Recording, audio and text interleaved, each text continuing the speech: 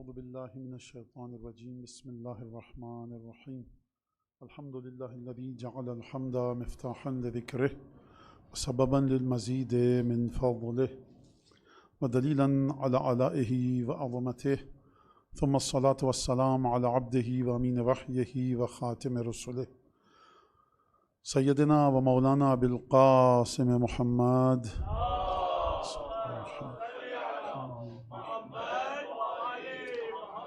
وعلى أهل بيته الطيبين الطاهرين الذين أذهب الله عنهم الرجس وطهرهم تطهيرا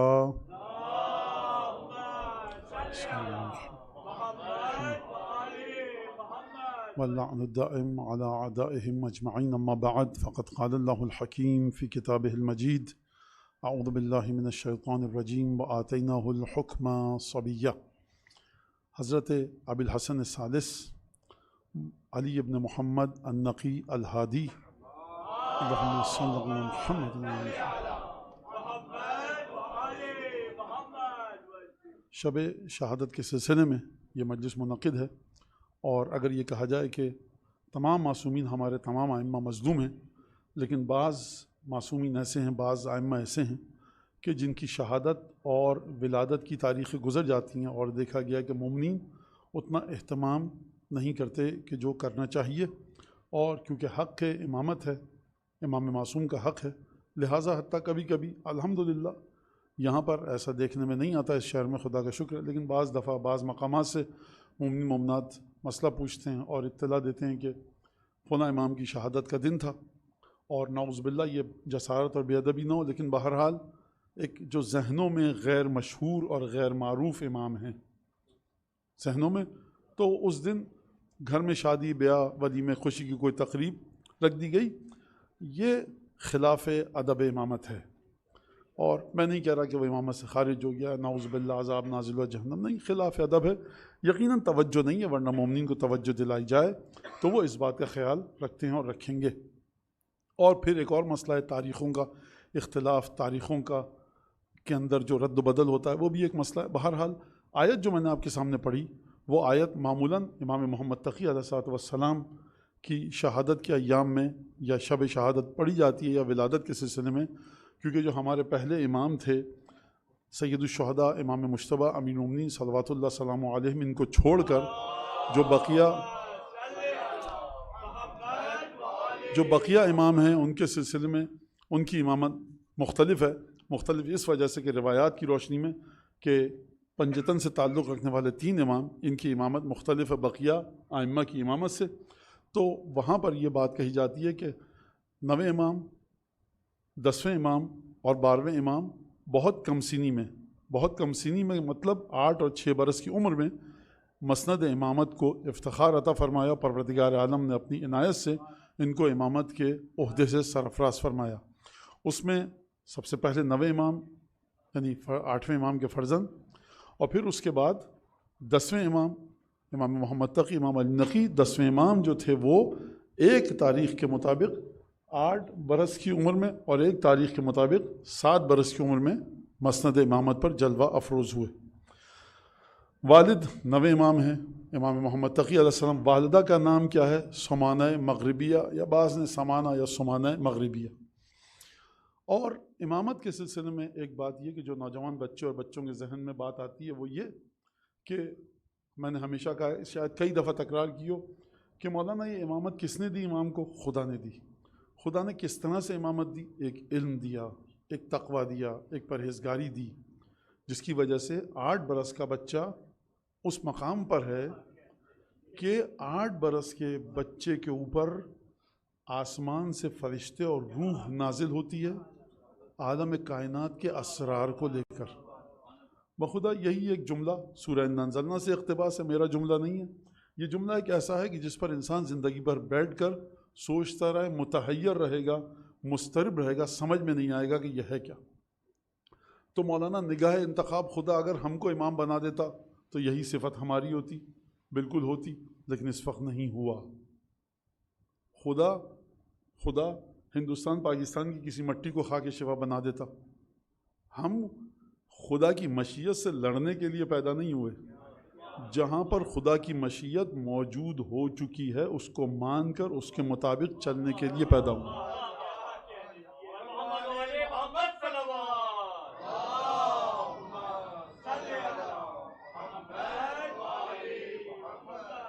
لہذا ایک اصلاً امامت کے سلسلے کا آغاز ہی عنایت الہیہ ہے،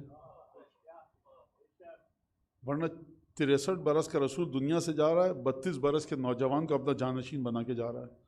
دنیاوی قاعدے کے لحاظ سے تو یہ غلط ہے، لیکن اہل بیت، رسول اور امام دنیا کے قاعدوں کے مطابق نہیں چلتے. اور یہ میں کوئی اتنی گاڑھی، ثقیل، مشکل، دقیق بات نہیں کہہ رہا. آپ کائنات میں ہر جگہ دیکھیے، ایک چھوٹی سی مخلوق خدا کی، وہاں سے لے کر اور عظیم الجثہ دیو ہیکل جائگنٹک جن کی جسامت تھی، ڈائنوسور، وہاں پر خدا کی عنایت ہے. وہ شہد کی مکھی پھولوں پر بیٹھتی ہے، دوسری قسم کی مکھیاں گندگی پر بیٹھتی ہیں. خدا اگر اس کو وہ کر دیتا، اس کو یہ کر دیتا.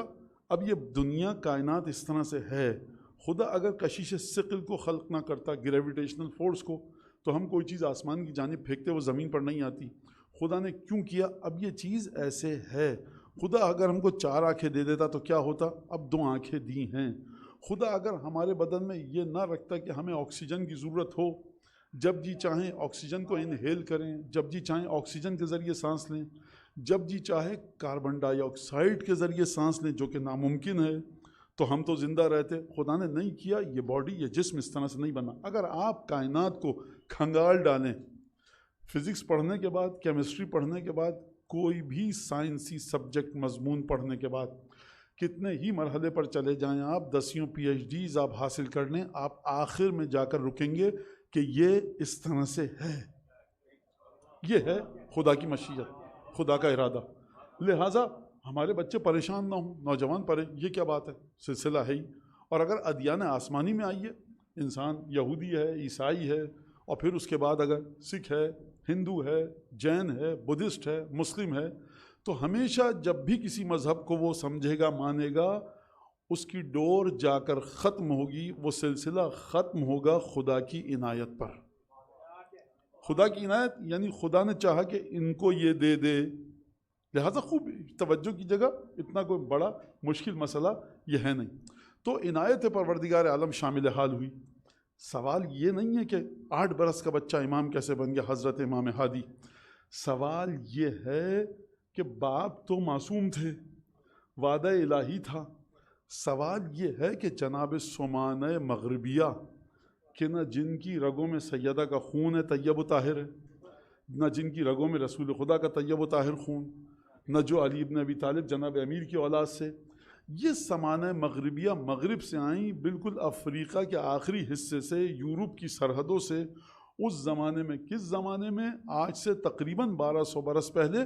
تو اس خاتون میں کون سی صفات ایسی تھیں کہ پروردگار عالم نے امامت کے لیے جس آغوش کا انتخاب کیا، وہ ہزاروں میل دور سے اس خاتون کو لایا گیا. سیدہ کے سلسلے میں مشکل ہے ہی نہیں. سیدہ فضائل ہیں، اس کے علاوہ کچھ اور ہوتا تو آپ سوال کرتے کہ سیدہ کی آغوش میں معصوم کیوں نہیں آئے. اس کے علاوہ کچھ ہوتا تو آپ سوال کرتے کہ سیدہ کے شوہر معصوم کیوں نہیں ہیں. لیکن معصوم ہیں کیوں؟ ہم پلہ ہیں. شہزادی جناب سیدہ کے بارے میں بات واضح ہے، لیکن وہ خواتین، وہ مخدرات عصمت و طہارت کہ جن کی طیب و طاہر آغوشوں میں معصومین آئے، یہ بڑی عجیب ہے.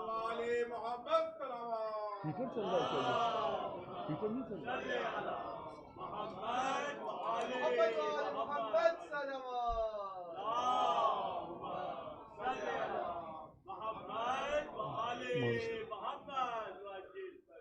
بہت معذرت چاہتا ہوں.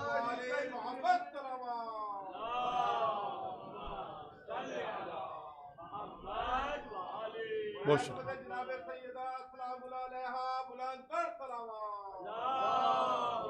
ٹھیک ہے، ٹھیک ہے.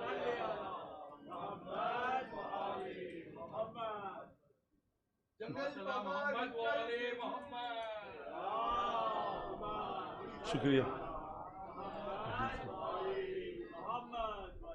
اب آپ سنیے کہ کون سی صفات ایسی ہونی چاہیے کہ جو ہماری بچیاں ان کی آغوش میں نیک اولادیں آئیں.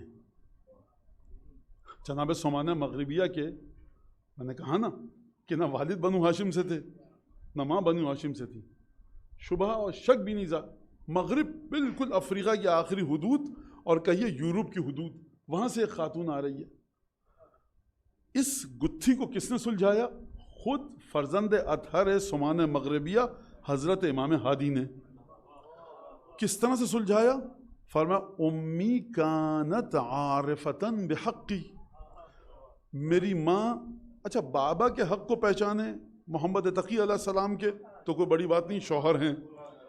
اولاد جو آغوش میں آئی ہے، بھائی ہم نے تمہیں پال پوس کے بڑا کیا.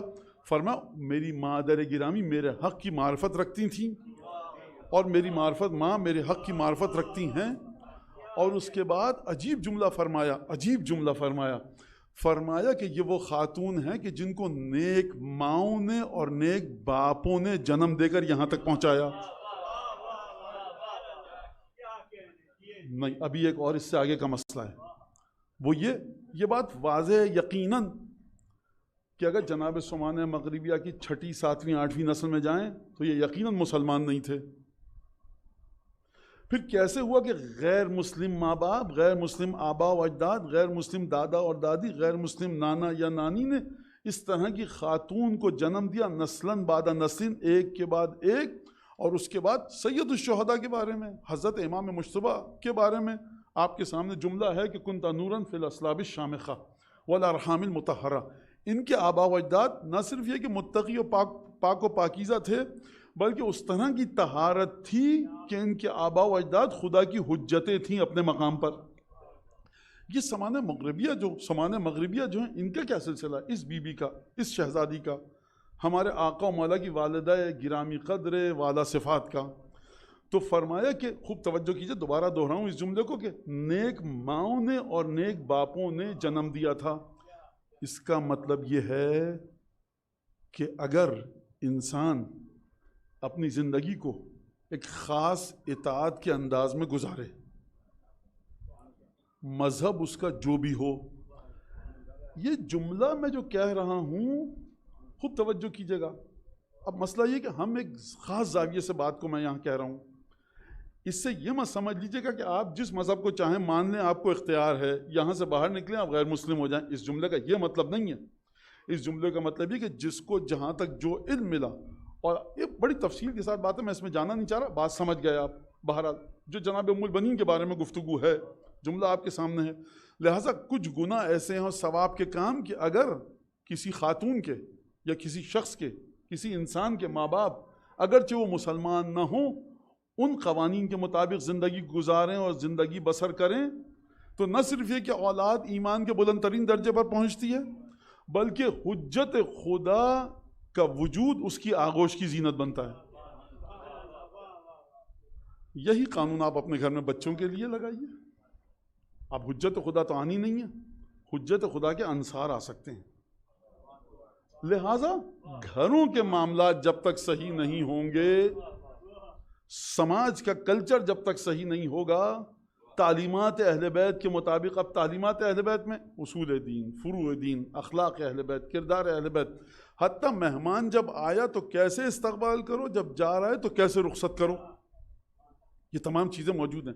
مہمان رات کو رک رہا ہے تو بچھونا بسترا مہمان کا کون بچھائے، اور صبح کو جب بسترا اٹھانا ہے تو کون اٹھائے. جلدی سے بتا دوں روایات کے مطابق، جب آپ مہمان کا بچھونا بچھا رہے ہیں، رات کو سو رہا ہے تو آپ بچھائیے، مہمان کو ہاتھ مت لگانے دیجیے. جب صبح کو وہ جا رہا ہے تو وہ اپنا بستر خود اٹھائے، آپ نہ اٹھائیے. خدا علماء کے قربان جو انہوں نے علماء نے گفتگو کی ہے اس بچھونے کو بچھانے میں مذہب اہل بیت میں. آپ مصلے کو چھوڑ دیجئے بچھانا، نماز بچھانے کو کیسے پڑھی جائے چھوڑ دیجئے، رجب کے اعمال دعائیں، جو دین آپ کا اس طرح سے کلچر کو تبدیل کیجئے اپنے گھروں کے. کلچر اہل بیت کا بہت ساری چیزیں میں کہوں تو شاید، اور یہ میں کہہ سکتا ہوں بہرحال، لیکن کوئی اور دوسرا کہے، یہ کلچر اہل بیت کا جہاں پر آ گیا، یہ کلچر اہل بیت کا نہ تقوی نقوی دیکھتا ہے، نہ بلوچی سندھی سرائکی دیکھتا ہے، نہ پنجابی اور پشتو دیکھتا ہے. جہاں پر یہ کلچر آ گیا، کما حقہ، اس بی بی کی آغوش میں ابو الفضل اللہ عباس آ کر رہیں گے. اس تصور کو دیکھیے، کلچر اہل بیت کا، تمیز اہل بیت نے جو تمیز بمانے عربی اور فارسی کے، لہٰذا یہ اس چیز کو دیکھیے. ہاں یقیناً صلب رسول خدا کی طہارت کے برابر کوئی نہیں پہنچ سکتا، یہ اپنے مقام پر ہے. اگر رسول خدا کی نسل سے تعلق رکھنے والا کو اس مقام پر پہنچ جائے تو اس کو وہ انعامات ملیں گے جو دوسروں کو بڑی دیر میں ملتے ہیں، کیونکہ خون کا اثر ہے. لیکن بنیادی طور سے چیز ہے اہل بیت کی تعلیمات. اس کو اپنے ذہنوں میں رکھیے، اور دیگر تمام خوش فہمیوں کو ہر شخص اس چھت کے نیچے بیٹھا ہے اپنے ذہن سے نکال دے. صرف ایک خوش فہمی میں رہ کے تعلیمات اہل بیت. لہٰذا ایک تو چیز یہ. اب آئیے اس بی بی کے تقوی کی بات کیجیے اور عقل کی. خواتین کبھی کبھی صاحب تقوی ہوتی ہیں، خواتین حرام اور واجب کی پابندی کرتی ہیں، لیکن اس عقل کے مرحلے پر نہیں ہوتی جو کتاب العقل والجہل میں معصومین نے بیان فرمائی. مولانا کیا مطلب عقل نہیں ہوتی تو حرام کی پابندی کیسے کر رہی ہے یہ خاتون، یہ واجبات کی پابندی کیسے کر رہی ہے؟ امام نے بتایا، سمجھایا، روایت کا خلاصہ پیش کر رہا ہوں اور اپنے الفاظ میں کہ عقل کیا ہے. کہا کہ تم بتاؤ کیا ہے عقل. کہا عقل یہ ہے کہ اچھے اور برے کے درمیان تمیز کرے. جواب آیا کہ یہ تو جانور بھی کرتا ہے. پھر کیا ہے عقل؟ عقل یہ ہے کہ دو اچھوں کے درمیان تمیز کرنا سیکھو. اور امیر المومنین نے کیا فرمایا؟ کتنے ہی لوگ ایسے ہیں، ما من کم من قائم باللیل، کتنے ہی لوگ راتوں کو اٹھ کے عبادت کرنے والے ایسے ہیں کہ جن کی راتوں کو اٹھ کے عبادت کرنے کا ثواب سوائے نیند برباد کرنے کا کچھ نہیں ہے. وَكَم مِّن صَائِمٍ لَيْسَ لَهُمْ، اور کتنے روزے دار ایسے ہیں کہ ان کے پاس کوئی اجر نہیں ہے الا الجوع والعطش، کہ ان کو روزے کا ثواب سوائے بھوک اور پیاس کے کچھ نہیں ملتا. حبذا نوم الاکیاس و افطارہم، صاحبان عقل و شعور و درک و دانائی و زیرکی و فہم و فراست رکھنے والے جو لوگ ہیں، ان کے روزہ نہ رکھنے کے کیا کہنے اور راتوں کو سو جانے کے کیا کہنے. مولانا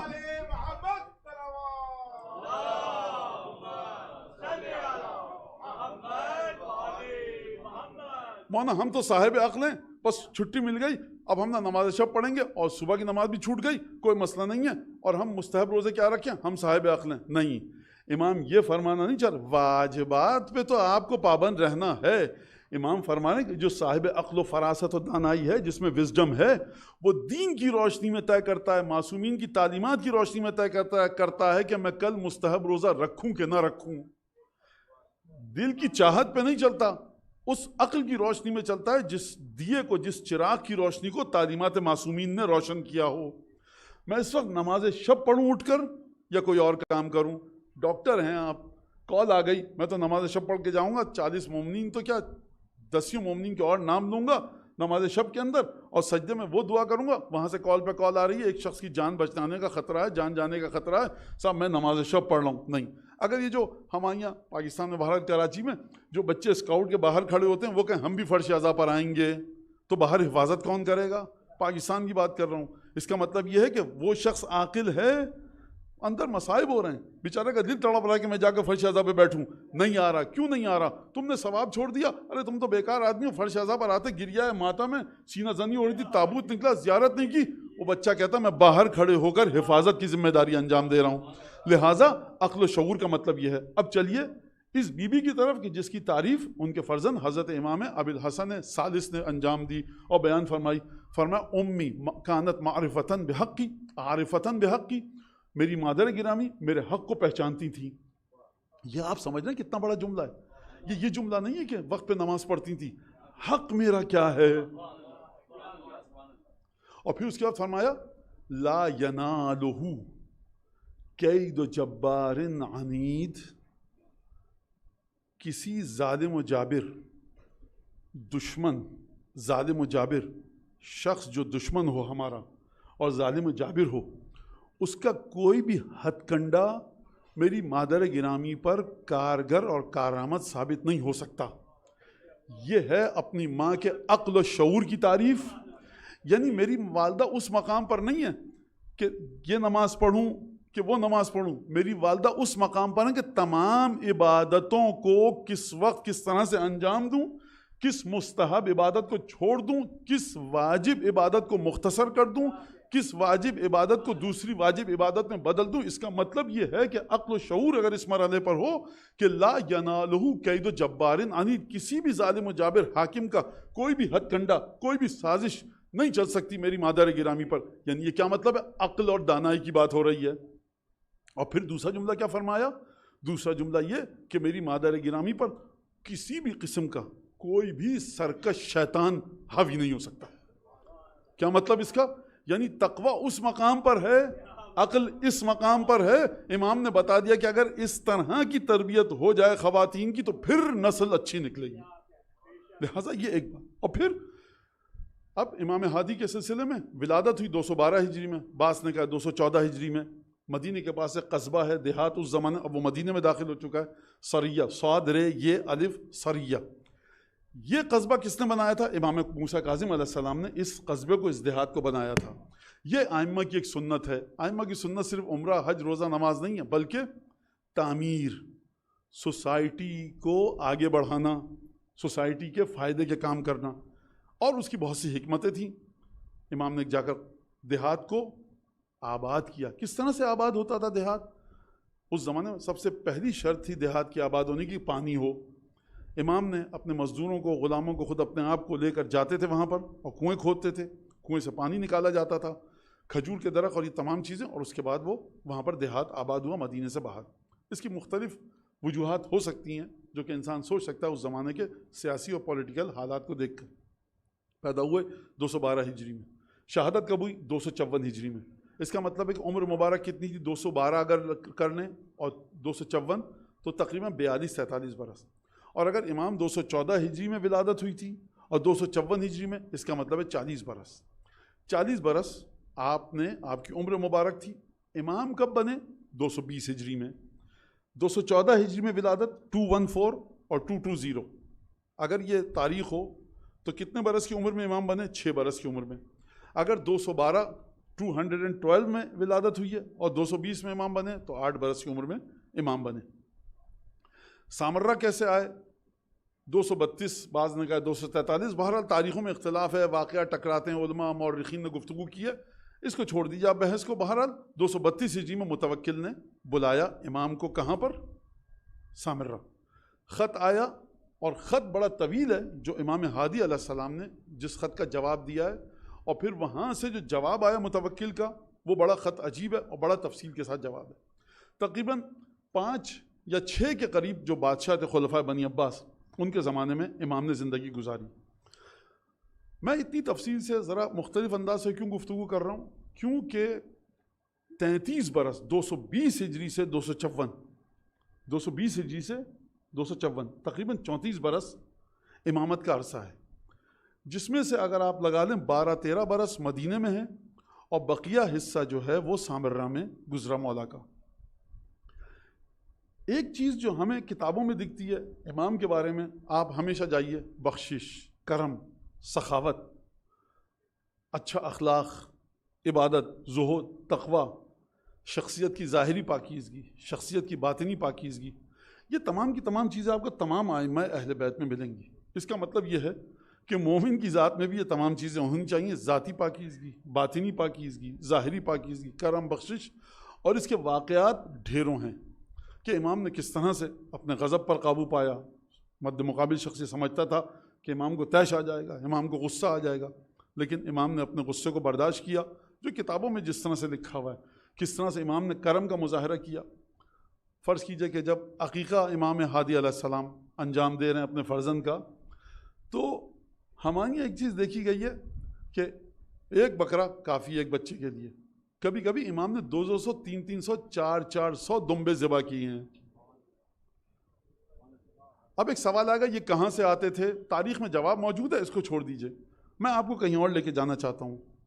خدا نے صحیح و سالم اولاد دی، اگر ذرا سا بھی اس اولاد میں خامی ہو جاتی جسمانی لحاظ سے، کروڑوں روپے خرچ کرتا مومن کا نہیں کرتا جس کی حیثیت تھی، تو بھائی شکرانے کے طور پہ. اور اس کے بعد کہا کہ تمام بنو ہاشم میں، تمام سادات علویین میں اس کا گوشت بانٹو. تمام کے تمام جو رشتہ دار سامرہ میں رہتے تو ان کے گھر میں گوشت کو بانٹا گیا. چچا کے بیٹے، پھوپھی کے بیٹے، ماموں کے بیٹے، خالہ کے بیٹے، ان کو صرف محدود نہیں کیا بلکہ جتنے بھی علویین ہیں، بنو ہاشم ہیں جو سامرہ میں آ چکے تھے، ان سب کو گوشت تقسیم کیا گیا امام ہادی علیہ السلام نے۔ 2 احسان اور ہیں ہمارے اوپر امام ہادی علیہ السلام کے، ایک زیارت غدیریہ کہ جس میں جناب امیر المومنین کی صفات کو بیان فرمایا، اور کوئی 40 سے 50 کے قریب اگر میں یہ کہوں کہ آیات اس میں مولانا بیان کیے 10ویں امام نے، کہ جو جناب امیر کی صفات کی جانب ہے۔ قرآن مجید میں جو آیات نازل ہوئی ہیں جناب امیر المومنین کی شان میں، انبیاء کے ساتھ مقایسہ کروایا سمجھانے کے لیے ہم کو کہ کس طرح کے جناب امیر کے امتحانات تھے۔ اور دوسری جو ہم پر احسان ہے وہ ہے زیارت جامع کبیرہ، اور جامع کبیرہ امام ہادی کا تو احسان ہے اس خانوادے کا، لیکن میں کہتا ہوں اس کے ساتھ ساتھ اس راوی کا احسان ہے کہ جس کی معرفت کو دیکھ کر امام ہادی نے دیکھا کہ جب وہ راوی آیا، یا اپنا رسول اللہ علمنی قولا بلیغا، مجھے ایک ایسا قول سکھائیے، ایک ایسی بات سکھائیے، کچھ ایسے جملے سکھائیے کہ جو آپ کے حقائق کو بیان کر دے اور آپ کی صفات تک پہنچ جائے اور بالکل واضح ہو، فصیح ہو، بلیغ ہو۔ جب آپ میں سے کسی کی بھی زیارت کروں میں تو بتائیے۔ تو امام ہادی علیہ السلام نے زیارت جامع کبیرہ تعلیم فرمائی، اور وہ جامع کبیرہ زیارت ایسی ہے کہ آپ اس کو اگر پڑھیں تو گویا آپ ہر روز، اگر آپ کے گھر مفاتی ہے تو گویا آپ امامت کا درس دے رہے ہیں، اور امامت کی یونیورسٹی کے سامنے آپ زانو تلمس طے کر کے بیٹھے ہیں۔ اتنی عجیب و غریب زیارت ہے۔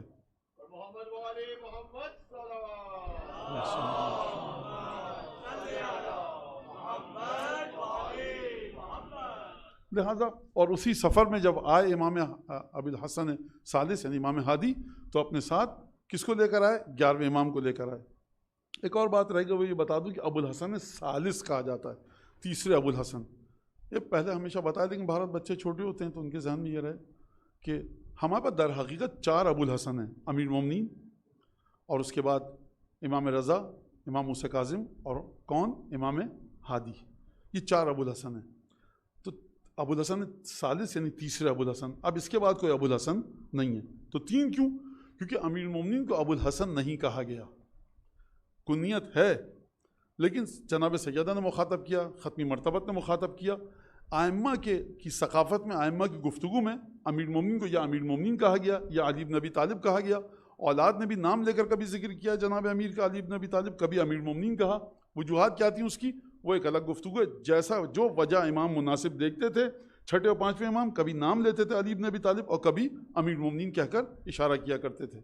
لہٰذا ایک تو یہ ابو الحسن کون؟ امام موسیٰ کاظم، ابو ابراہیم بھی، ابو الحسن بھی کنیت ہے۔ اس کے بعد امام رضا علیہ السلام، اور تیسرے امام کون ہے؟ ابو الحسن ہادی یعنی امام ہادی۔ 34 35 33 برس کا امامت کا دور ہے پورا۔ اس میں امام نے کس طرح سے تمام کام کیے؟ ایک بڑا اہم کام وہ یہ کیا امام نے کام کہ غیبت کبریٰ کی تیاریاں کروائیں، کم سے کم رابطے میں آئے اپنے شیعوں کے ساتھ، چاہنے والوں کے ساتھ، اور ایک دفعہ اس انداز سے کہ اپنے وکلاء کے ذریعے، اور عثمان ابن سعید کہ جو حضرت حجت کے پہلے اور دوسرے وکیل ہیں، اور باپ بیٹا دونوں بنے، عثمان ابن سعید اور محمد ابن عثمان۔ عثمان ابن سعید تربیت شدہ ہیں امام ہادی کے، یہ منزلت ہے۔ اور اس کے بعد بار بار بتانا غیبت کے سلسلے میں تمام کی تمام چیزیں، مومنین کے حاجات کو حل کرنا، وکلاء کا نظام، اور پھر اس کے بعد بلا وجہ فضول کی بحثوں میں داخلے سے اپنے چاہنے والوں کو روکنا۔ ایک جو بڑا مسئلہ آیا وہ تھا خلق قرآن کا، کہ قرآن مخلوق ہے یا نہیں ہے۔ اب جو بنو عباس کا بادشاہ آتا جو قائل ہوتا کہ قرآن مخلوق ہے، علماء سے پوچھتا قرآن مخلوق خدا ہے کہ نہیں ہے؟ علماء کہتے مخلوق نہیں ہے۔ بادشاہ سلامت خلیفہ کا نظریہ یہ ہے کہ قرآن مخلوق ہے، ان کو زندان میں ڈالتا۔ دوسرا آتا وہ کہتا قرآن مخلوق ہے، تو وہ ان علماء سے اختلاف کرتا کہ جو اس کے برخلاف جواب دیتے۔ امام رضا علیہ السلام کے دور سے فتنہ اٹھا، امام نقی کے دور تک آیا۔ امام نے بڑی بہترین طریقے سے اپنے چاہنے والوں کو سمجھایا، اپنے الفاظ میں کہہ رہا ہوں یہ فضول کی بحث ہے، اس میں مت جاؤ، اور اس کے بعد رہنمائی بھی فرمائی۔ یہ امام نقی علیہ السلام، اور کس طرح سے پھر اس کے بعد غالیوں کے سامنے کس طرح سے آپ نے تعلیمات کے ذریعے عقائد کو درست فرمایا۔ میں ایک درود بھیجیں محمد آل محمد۔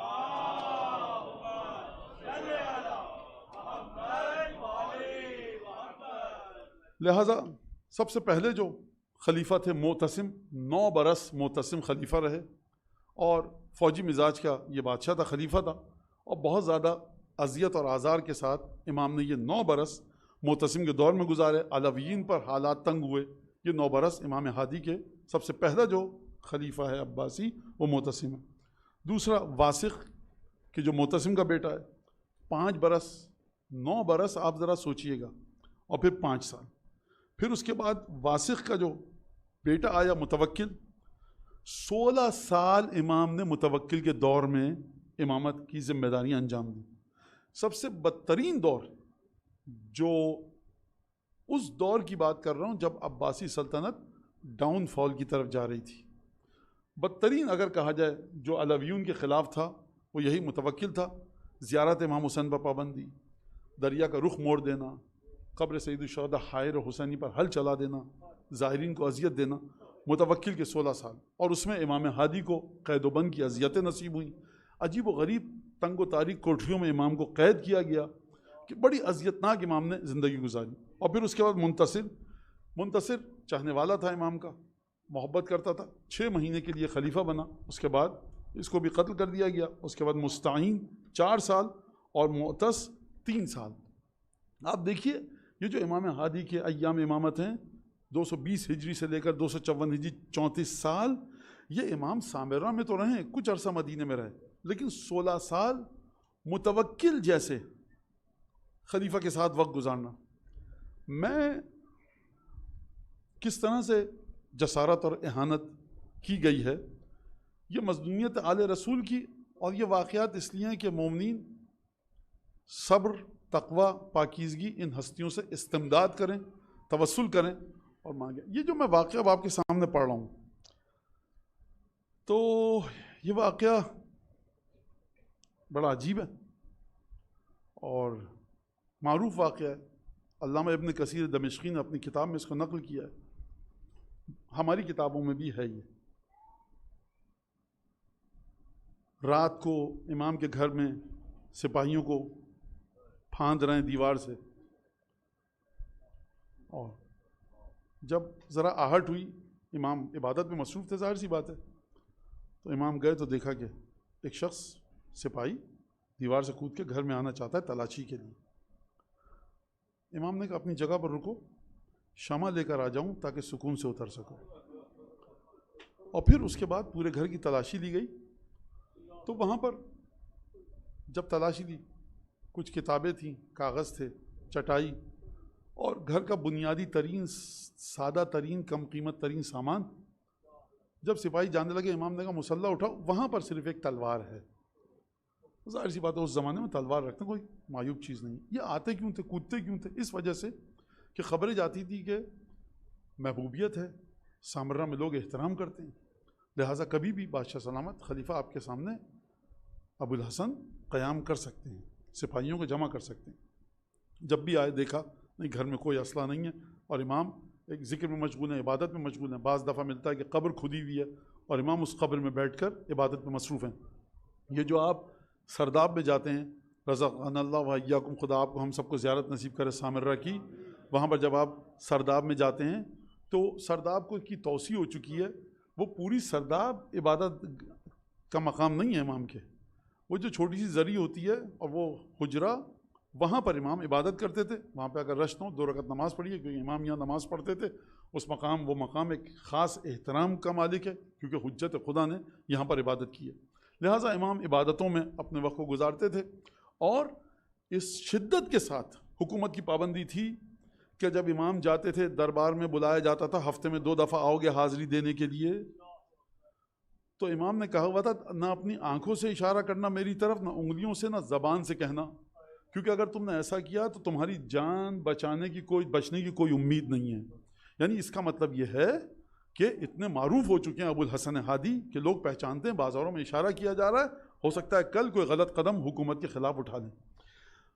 واقعہ یہ ہے کہ رات کی تاریکی میں آدھی رات کے وقت امام کو کہا گیا کہ لے کر آؤ علی ابن محمد کو.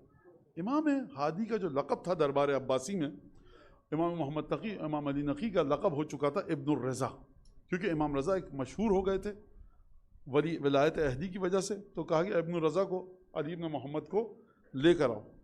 سپاہی جس طرح سے طریقہ ہے وہ لے کر آئے, دربار میں جب گئے تو دیکھا کہ خلیفہ جو ہے وہ میں گساری میں مشغول ہے.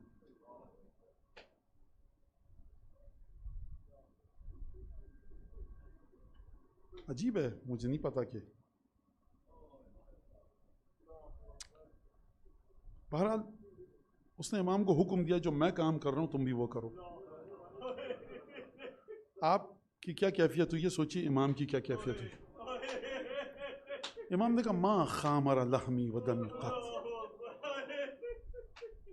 میرے خون میں نسل اندر نسل ہمارے یہاں کبھی چیز نہیں. اور جب گفتگو زیادہ بڑھی تو اس نے امام سے کہا کہ انشدنی, کوئی شعر سنائیے. امام نے فرمایا انی لقلیل الروایہ, میں شعر مجھے بہت کم آتے ہیں, میں بہت کم. کہا کہ نہیں. تو پھر اس کے بعد امام نے وہ اشعار سنائے. اب وہ اشعار, کیونکہ یہ واقعہ سنا تو یہ اشعار بھی سن لیجیے. باتوا علی قلل الاجبال تحرسهم, یہ لوگ بڑے بڑے بلند پہاڑوں پر جا کر رہنے لگے کہ بلند پہاڑوں کی چوٹیاں ان کو بچا لیں. غلب الرجال فما اغناهم القلل, جو طاقتور لوگ تھے وہ پہاڑوں پہ جا کے گھر بنائے تاکہ ہم موت سے بچ جائیں, لیکن پہاڑوں کی بلند چوٹیاں بھی انہیں بچا نہ سکی موت سے. وَاسْتُنْزِلُ بَعْدَ عِزٍّ عَنْ مَعَاقِلِهِمْ, ان کو زبردستی کھینچ کر لایا گیا پہاڑوں سے ان کی موت کے بعد کہ جہاں پر یہ چھپے بیٹھے تھے, جب پہاڑوں سے ان کو نیچے اتارا گیا فَعُودَعُوا حُفْرًا يَبِئْسَ مَا نَزَلُوا, ان کو اس گڑھے میں ڈال دیا گیا اور کتنا برا گڑھا ہے کہ جو چیز ان کی قبر بنی. ناداہم صارخ من بعد ما قبروا, غیب سے ایک آواز آئی, پوچھنے والے نے پوچھا کہ جب ان کو قبروں میں رکھ دیا گیا, این الاسرۃ والتیجان والحلل, وہ تاج کہاں گئے, وہ نرم و نازک کپڑے لباس کہاں گئے, وہ خلعت فاخرہ کہاں گئیں.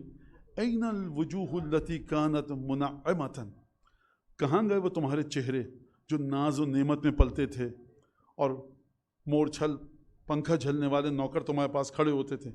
من دونہا تضرب الاستار والکلل, کہاں گئے تمہارے وہ چہرے کہ جن کو تم دھوپ کی شدت سے بچانے کے لیے پردے ڈالتے تھے, حشرات الارض سے بچانے کے لیے پردے ڈالتے تھے, کہاں گئے تمہارے وہ چہرے. جب ان سے پوچھا عالم غیب سے کسی نے, فَأَفْصَحَ الْقَبْرُ عَنْهُمْ حِينَ سَأَلَهُمْ, تو جواب میں یہ تو نہیں بول پائے, ان کی قبروں نے پکار کر بڑی فصاحت و بلاغت کے ساتھ جواب دیا, تِلْكَ الْوُجُوهُ عَلَيْهَا الدُّودُ يَقْتَتَلُ, اے غیب سے پکارنے والے, تو جو ان سے پوچھ رہا ہے کہ وہ نعمتیں کہاں گئیں, تو قبر نے کہا تو مجھ سے سن, یہ جواب کیسے دیں گے, ان کے چہروں پر قبر کے کیڑے لڑ رہے ہیں کہ کون سا کیڑا پہلے ان کے چہرے کو کھائے. قَدْ طَالَمَ عَقَلُوا دَهْرًا وَشَرَبُوا, بہت لمبے عرصے کے لیے دنیا میں رہے تو انہوں نے خوب جی بھر کے کھایا اور جی بھر کے پیا. فَأَصْبَحُوا بَعْدَ طُولِ الْأَكْلِ قَدْ وُكِلُوا, اتنی لمبی عمر گزارنے کے بعد, نعمتوں سے لطف اندوز ہونے کے بعد, اب ان کی باری یہ ہے کہ اب ان کو یہ کیڑے کھائیں. جب بادشاہ نے یہ سنا ایک دفعہ کریا کرنے لگا شدت کے ساتھ, اور پھر امام کو رخصت کیا انعام و اکرام دے کر, اور پھر امام اپنے بیت الشرف میں تشریف لائے. عتاب یا عتاب ایک شخص ہے متوکل کے دربار کا. متوکل نے کہا کہ جاؤ اور علی بن محمد ہادی کو لے کر آؤ.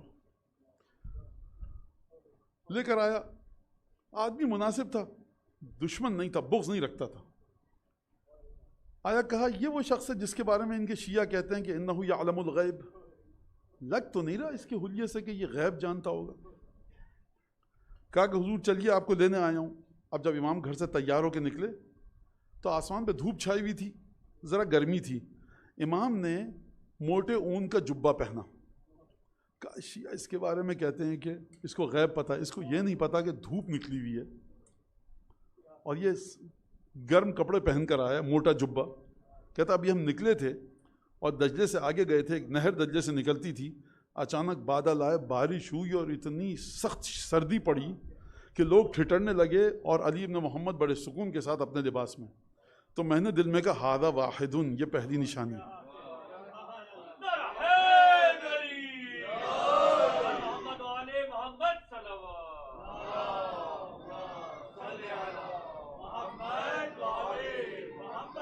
لہٰذا اس کے بعد جب آگے بڑھے تو میرے دل میں گھبراہٹ تھی کہ میں نے امیر المومنین متوکل عباسی سے کہا ہے کہ میری کچھ حاجت ہے، مجھے مال روپیہ پیسہ چاہیے یا میرا یہ کام کروا دیجئے۔ اب پریشان تھا، جب واپس جاؤں گا سامرہ پائے-تخت دارالخلافہ جو کیپٹل ہے اسلامک اسٹیٹ کا، بادشاہ سے ملوں گا، میری وہ مراد پوری ہوگی کہ نہیں، حل قضیت حاجتی، میری حاجت پوری ہوئی ہے نہیں ہوئی ہے، پریشان تھا۔ ایک دفعہ امام نے دیکھا اور یہ دیکھا کہ کہا پریشان کیوں ہوں، تمہیں مخلق القلب دیکھ رہا ہوں، تمہارے دل میں پریشانی ہے، وہ جو حاجت تھی نا وہ پوری ہو چکی ہے۔ جب امام نے یہ فرمایا، کہتا تھوڑی دیر کے بعد قاصد آیا، کہا تم نے جو بات کی تھی پوری ہوئی؟ کہا کہ عجیب ہے، ایک اعتراض تھا میرا کہ علم غیب اس کو آتا ہے کہ نہیں آتا، اور اس چھوٹے سے سفر میں 2 واقعات ایسے ہوئے کہ جنہوں نے ثابت کر دیا کہ اس کو علم غیب آتا ہے۔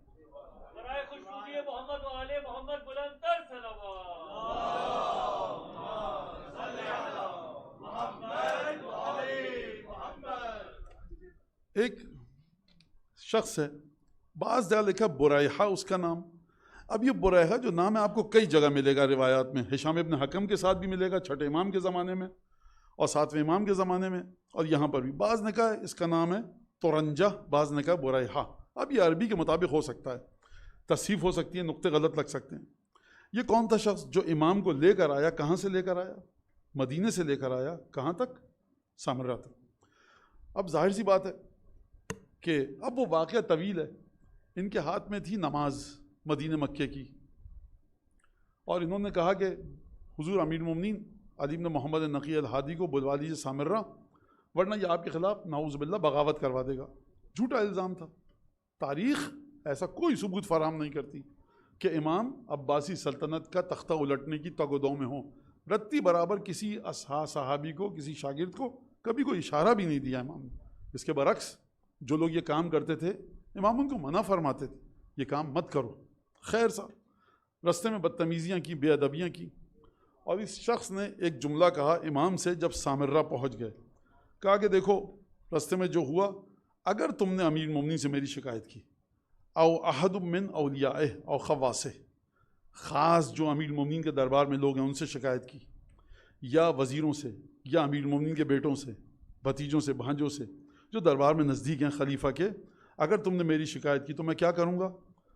لأجمرن نخلک، مدینہ میں جتنے تمہارے کھجور کے درخت ہیں سب کو آگ لگا دوں گا، ولاقتلن موالیک، جتنے تمہارے غلام ہیں یا جتنے وہ لوگ ہیں تمہارے ساتھ اٹھتے بیٹھتے ہیں، اب موالیک کا مطلب مختلف ہے، ان سب کو قتل کروا دوں گا، اور لاعبرن عیون ضیعتک، تمہاری زمین پہ کھیتی باڑی کی جتنے چشمے ہیں سب کو میں پاٹ دوں گا۔ کنواں کھودا جاتا ہے بڑی محنت سے، ان سب میں جا کر میں مٹی ڈلوا دوں گا، اینٹیں پتھر ڈلوا دوں گا، دوبارہ آج کی طرح تھوڑی کہ آپ نے فون کیا بورنگ مشین لے کے آ گیا کنواں کھود دیا گیا، بڑا ایک سلسلہ ہوتا تھا، تمام تمہارے چشمے بند کروا دوں گا، ولا افلن ولا اصنعن، اور یہ کام میں کروں گا، یہ میں کام کر کے رہوں گا۔ دھمکی دے رہا ہے سامرہ میں داخلے کے وقت امام کو کہ شکایت مت کرنا کسی بھی جا کر۔ خوب توجہ کیجئے، بڑی کامن سینس والی بات ہے۔ تم بادشاہ سے شکایت کرو گے، خلیفہ سے شکایت کرو گے، خلیفہ ناراض ہوگا کہ فرزند رسول کے ساتھ یہ کام کیوں کیا۔ اب خلیفہ ناراض کس وجہ سے ہوگا، محبت کرتا تھا، کیا وجہ ہے، یہ آپ سب جانتے ہیں۔ کہا کہ دیکھو حکم تو اجرا ہم ہی کریں گے نا گلی کوچے میں آ کر، تو لہٰذا حکم کے اجرا کا جب وقت آئے گا تو خلیفہ تک بات کون پہنچائے گا، ہم پہنچنے ہی نہیں دیں گے بات خلیفہ تک۔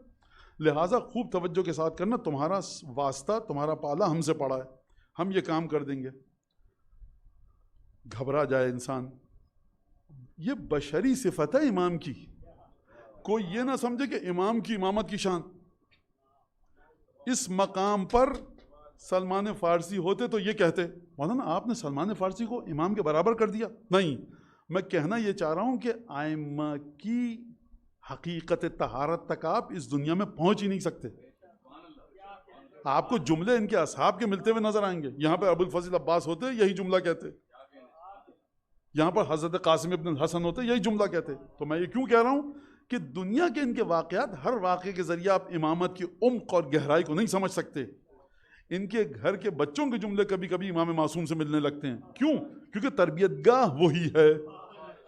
امام نے فرمایا، امام نے یہ کچھ نہیں کہا، جملہ سنیے امام کا، ان اقرب عرض ایاک علی اللہ، دیکھو ابھی بہت جلد ہوا ہے، زیادہ فاصلہ نہیں ہوا ہے کہ میں نے تمہارے مسئلے کو خدا کے سامنے پیش کیا ہے. البارحہ، خوب توجہ کیجیے گا، اس جملے کا مطلب یہ ہے کہ امام سفر کے دوران بالکل اس سے راضی نہیں تھے، نالاں تھے، تکلیف میں تھے. امام نے فرمایا آخری دفعہ جو ابھی کچھ دیر نہیں گزری ہے جو میں نے تمہارے مسئلے کو پیش کیا خدا کے سامنے، وہ آج صبح ہے. وما کنتو، تم نے کہا میں خلیفہ کو نہ بتاؤں. وما کنتو لاعرضنک علیہ، جب میں نے خدا کے سامنے تمہارے مسئلے کو رکھ دیا تو میری یہ عادت ہی نہیں ہے کہ بادشاہ کے سامنے پیش کروں. ثم اشکونک الی غیرہ من خلقہ، میری یہ عادت ہی نہیں ہے کہ جس بات کو میں خدا کے سامنے پیش کر چکا ہوں اس کی مخلوقات میں سے کسی کے سامنے بات پیش کروں.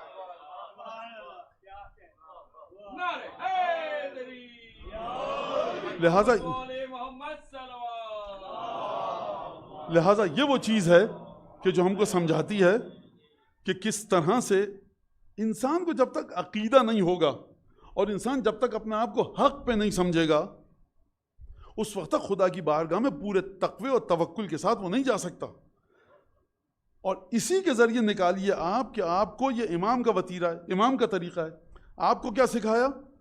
ایک ہستی ہے جو تمہیں دیکھ رہی ہے، ظاہری شکل و صورت تم انسانوں جیسی ہے لیکن حقیقت امامت اس کے پاس ہے.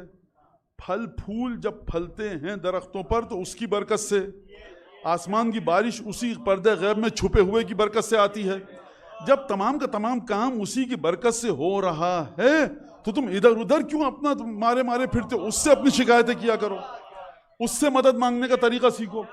مولانا وہ کیا بتائیں، طریقہ بتائیں. ارے صاحب، حضرت حجت اسی سمیع و بصیر خدا کے وہ بندے ہیں کہ جو حضرت حجت کے بارے میں کہا جاتا ہے السلام علیک یا عین اللہ الناظرہ ویدہ الباسطہ، آپ خدا کا وہ ہاتھ ہیں. اے حضرت حجت، آپ سرتا پا سرتا قدم من القرن الی الرجل، سر سے پیر تک آپ خدا کی آنکھ ہیں، سر سے پائے مبارک تک آپ خدا کا ہاتھ ہیں.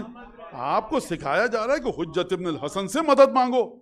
یہ جو کربلا کا ہر شہید گھوڑے سے زمین پر گر رہا ہے اور کہہ رہا السلام علیک یا ابا عبداللہ، مقاتل میں ہے، اور جو مختلف الفاظ کی تبدیلی کے ساتھ ہر شہید سید الشہداء کو پکار رہا ہے، اس جملے کے ذریعے سیکھیے، سمجھیے کہ اس وقت حسین ابن علی کی وجہ سے یہ اپنی جان کی بازی لگا رہے ہیں، حسین ابن علی کی وجہ سے خون کے دریا میں غوطے لگا رہے ہیں، لیکن مدد بوقت شہادت، جب رگ گردن بریدہ ہو، جب روح بدن سے نکلے، السلام علیک یا ابا عبداللہ.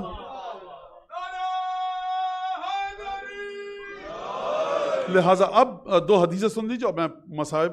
الغضب علی من لا تملک عجز وعلی من تملک لؤم، غصہ کرنا اس پر کہ جس کے اوپر تمہارا کوئی اختیار نہیں ہے. تمہارا جی ایم ہے، تم مینیجر ہو، تمہارا ڈائریکٹر ہے، مینیجنگ ڈائریکٹر ہے، تم سے اوپر ہے. یا وہ شخص کہ جو سڑک پہ ملا اور اس نے کوئی حرکت کی اور آپ کو غصہ آ گیا اور آپ غصے میں تل ملا رہے ہیں، یا میں غصے میں تل ملا رہا ہوں. امام فرماتے ہیں بے چارگی ہے، اس کا کچھ بگاڑ نہیں سکتے. کیوں غصہ کر کے اپنے آپ کو برباد کر رہے ہو؟ بلڈ پریشر اوپر جائے گا، خون میں جوش آئے گا، دل کی دھڑکن تیز ہوگی، دماغ کی کیفیت بدل جائے گی. بے چارگی کا مظاہرہ مت کرو. الغضب علی من لا تملک عجز، بے چارگی ہے اس پر غصہ کرنا جس کے تم مالک نہیں ہو. سمجھ میں آ گئی بات؟ اور جس کے مالک ہیں وہ علی من تملک لؤم، اور جس کے تم مالک ہو، جس کا وجود تمہارے قبضہ قدرت میں ہے، اس پر غصہ کرو. یہ گھٹیا پن ہے، پستی ہے.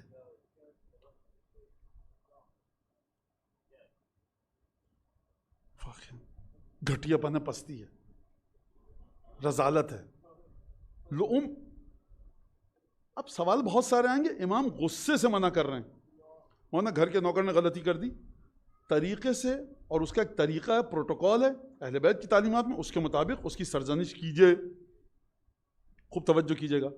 لیکن غصہ کرنا اور وہ تمام چیزیں، بہرحال وقت نکل جائے گا ہمارا. دوسری حدیث، علیکم بالورع، تم پر لازم ہے کہ ورع کا دامن کبھی ہاتھ سے مت چھوڑو.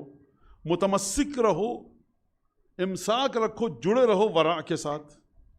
فَإِنَّهُ الدِّينُ الَّذِي نُلَازِمُهُ، ورع ہمارا دین ہے جس کے ساتھ ہم مسلسل جڑے ہوئے ہیں. وَنَدِينُ اللَّهَ تَعَالَى بِهِ، ہم جو خدا کے دین پر عمل کرتے ہیں اور خدا سے ہمارا تعلق ہے اسی ورع کے ذریعے ہے. وَنُرِيدُهُ مِمَّنْ يُوَالِينَا، اور جو بھی ہم سے موالات رکھتا ہے، محبت رکھتا ہے، ہمارا مطالبہ اس سے یہی ہے کہ وہ ورع کے ساتھ آئے. اب امام نے ورع کا لفظ استعمال کیا، تقوی کا نہیں. حدیثوں سے مورد استعمال کو دیکھ کر یہ لگتا ہے کہ ورع تقوی سے آگے کا درجہ ہے. اب کوئی صاحب مجلس کے بعد آئیں یا اپنے گھر میں جا کر سوچیں کہ مولانا نے ورع کی بات کی اور تمام چیزوں کی تو ہم تو برباد ہو گئے، سب کچھ ہوگا. نہیں سرکار، اس فرش پہ آنا، امام ہادی کے لیے آنسو بہانا، اس کا مطلب یہ ہے کہ آپ استمداد چاہتے ہیں، مدد چاہتے ہیں حضرت امام ہادی سے اور ان کے پوتے سے، امام ہادی کے پوتے سے، کہ جس کی جنبش ابرو پر یہ کائنات چلتی ہے. آپ عالم غیب سے متصل ہو سکتے ہیں، عالم غیب آپ سے اتصال میں آ سکتا ہے حضرت حجت ابن الحسن صاحب العصر والزمان سے مدد مانگ کر. اس مدد مانگنے کو سیکھیے.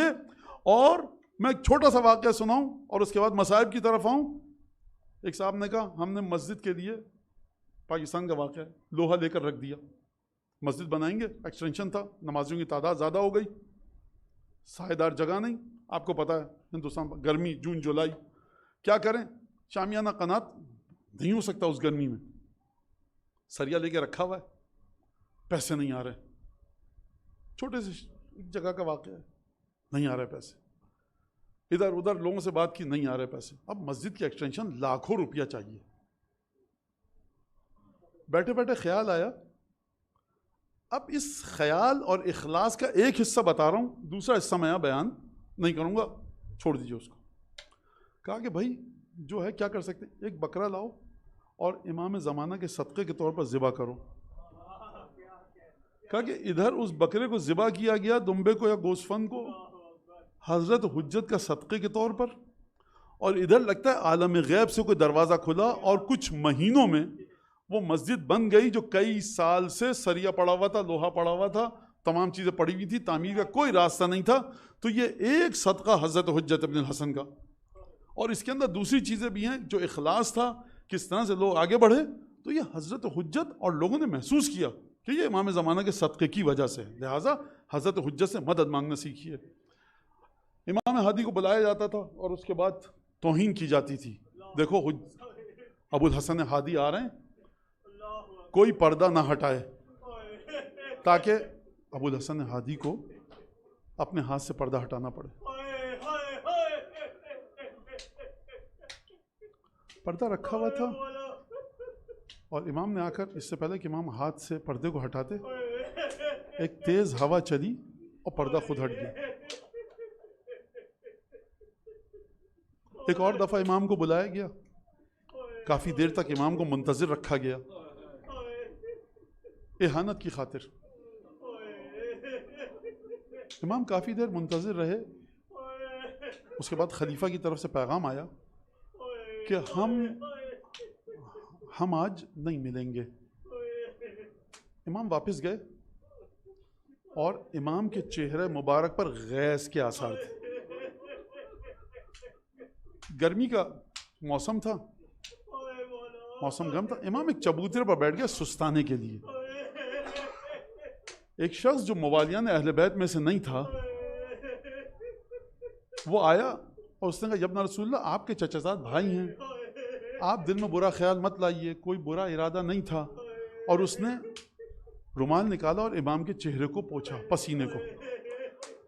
امام نے ایک دفعہ اس کے چہرے کی طرف دیکھا، کہا کہ تمتعوا فی دارکم ثلاثۃ ایام، اپنے گھروں میں 3 دن تک کے لیے مزے لوٹو اور اس کے بعد خدا کا عذاب آ جائے گا. واقعہ طویل ہے. یہ شخص، اس نے جا کر اپنے ایک اس سے کہ جو امام ہادی سے مودت و محبت کرتا تھا بتایا. اس نے کہا 3 دن بعد خلیفہ ختم ہو جائے گا. اس نے اپنی تمام روپے پیسے محفوظ مقام پر بھجوا دیے اور کہا میں گھر میں بیٹھا رہوں گا. 3 دن بعد خبر آئی کہ خلیفہ کو فوجیوں نے قتل کر دیا اور یہ محفوظ رہا. مجھے آپ یہ بتائیے کہ جو امام چہرے کا پسینہ پوچھنے پر اس شخص کو جو امام سے محبت نہیں کرتا، امام کی ولایت کو نہیں مانتا، صرف اس شخص کو ترس آیا. یہ بتائیے وہ امام ہادی، وہ امام علی نقی آپ کو کیا تحفے دیں گے اگر آپ ان کے فرزند کی بارگاہ میں آج کا پرسہ پیش کیجیے. زہر دیا گیا اور ایک دفعہ امام صاحب فراش ہوئے. امام چلنے پھرنے سے معذور ہو گئے اور ایک دفعہ امام کی روح بدن سے جدا ہو گئی. سامرہ میں کوہرام مچ گیا. امام حسن عسکری نے غم منایا, گریہ کونا. امام علی نقی کے بدن مطہر, جسد مطہر پر نماز جنازہ ادا کی اور اس کے بعد اسی مقام پر سپرد خاک کیا گیا جس سے آپ لوگ واقف ہیں. امام رضا کی حکم کی تعمیل کرتے ہوئے میں ایک جملہ کہوں گا امام ہادی سے, صلی اللہ علیہ یا ابا الحسن. آپ تھک گئے تھے, گھر آپ کا کچھ قدموں کے فاصلے پر تھا. ایک شخص آیا, آپ کے چہرے سے پیشانی سے پسینے کو پوچھا, اے ابا الحسن, اے امام ہادی. وہ وقت یاد آتا ہے کہ جب آپ کی پھوپھی جناب زینب کبریٰ کوفے کے بازار میں داخل ہوئی تھی. آپ کے چہرے سے پسینہ پوچھنے کے لیے لوگ موجود ہیں, لیکن وہاں پر کوئی پتھر مار رہا ہے, کوئی تالیاں بجا رہا ہے, کوئی صدقے کے خرمے پھینک رہا ہے. کاش اگر آپ وہاں ہوتے, آپ کے دل پر کیا گزرتی. صلی اللہ علیہ یا ابا الحسن, ماتم حسین.